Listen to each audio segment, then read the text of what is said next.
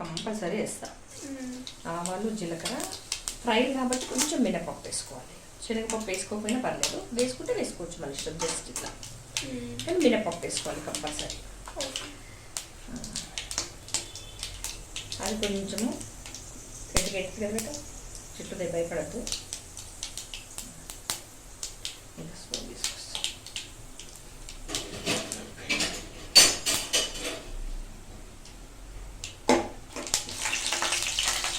పడుతుంది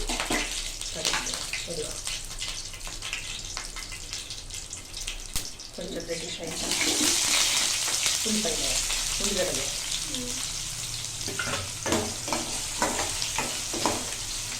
కొంచెం మంట పెద్ద పెట్టుకోవాలి. ఏంటంటే ఇది ఎప్పుడైనా కూడా కరివేపాకు వేసుకోవాలి కదా. కరివేపాకు వేసినప్పుడు కొంచెము ఏంటంటే ఇట్లా కొంచెం ఇట్లా నలిపేయాలి. స్మెల్ అనేది ఎక్కువ వస్తుంది కూరల్లో. కొంచెం ఇట్లా నలపాలి, నలిపి వేయాలి. కొత్తిమీర ఏదో దొరుకుతుందండి, కొత్తిమీర వద్దు. అయితే కొత్తిమీర ఎప్పుడైనా ఏ కూర అయినా కూడా ఇట్లా దీంట్లో వేయొద్దు కదా. లాస్ట్కి దించేటప్పుడు వేయాలి, పైన వేయాలి. ఉప్మా చేసుకున్నా కూడా దించినాక కొంచెం పైన వేసేసుకోండి దించే ముందు.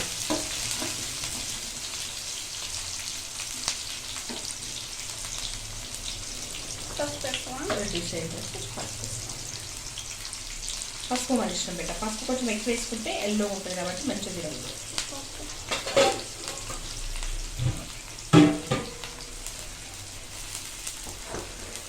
అల్లం పైన నూనె వేస్తే చిట్టుతుంది కదా, అందుకని కొంచెం వేసిన తర్వాత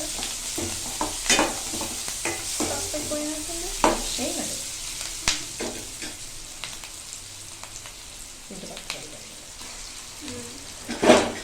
ఇది పచ్చివాసన పోవాలి, కొద్దిగా పచ్చివాసన పోవాలి.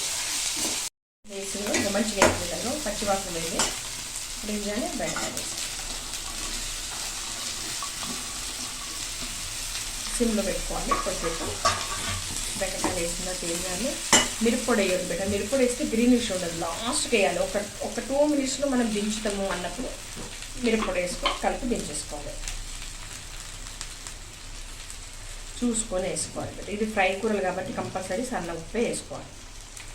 దొరికిపోయేది ఏ దాంట్లో అయితే నీళ్ళు ఉడతాయో అంటే ఉప్పు కరిగేది దేంట్లో అయితే కలుపుతుందో అది దొడ్డు తీసుకోవాలి. కొంచెం వాటర్ ఉంటే మంచిగా ఏం చేయాలి, కలుపుకోవాలి శుభ్రంగా.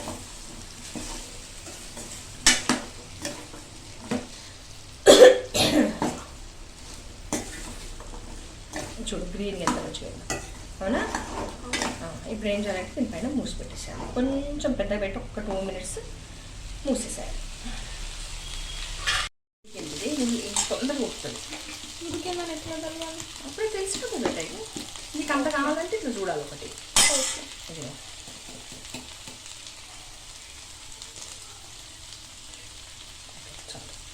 చాలు కొంచెం కారం ఎక్కువ.